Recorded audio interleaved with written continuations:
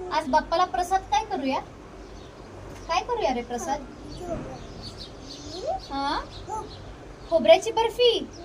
तुला आवडते का? मग करूया. Done done.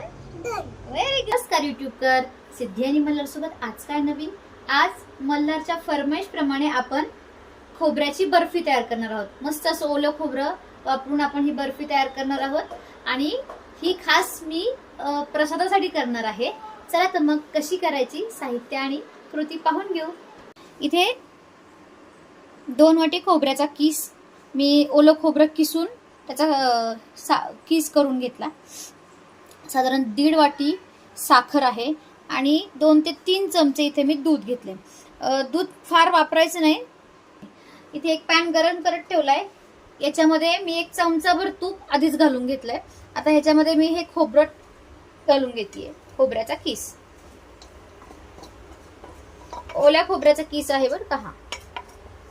आणि हा आपण 2 मिनिटं छान परतून घेऊ आणि मग पुढची प्रोसेस करू. ऍड करते साखर. साखर मिक्स करून घेतली आहे मी आणि आता याच्यामध्ये मी थोडंसं दूध ऍड करणार आहे, जेणेकरून ही साखर पटकन वितळेल.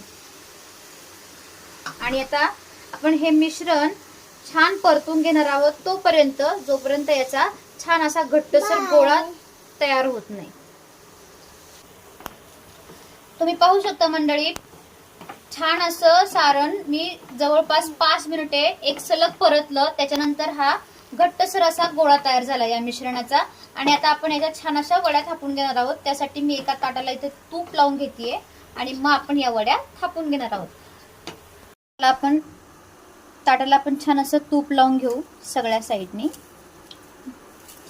आणि आपण आता मग याच्यामध्ये वडीचं मिश्रण घालून छान वड्या थापून घेऊया.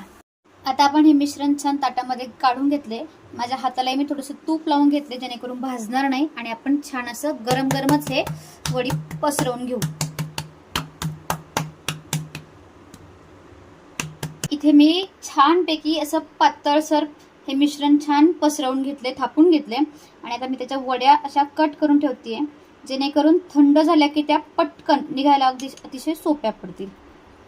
आणि ह्या थंड झाल्या की आपण ह्याच्या वड्या पाडून मंदिरामध्ये आज खोबऱ्याच्या बर्फीचा प्रसाद देणार आहोत. तर आपला हा प्रसाद तयार आहे. आजचा हा व्हिडिओ कसा वाटला ते कमेंट्समध्ये नक्की सांगा.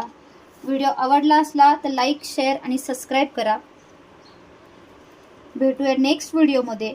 तोपर्यंत बाय बाय.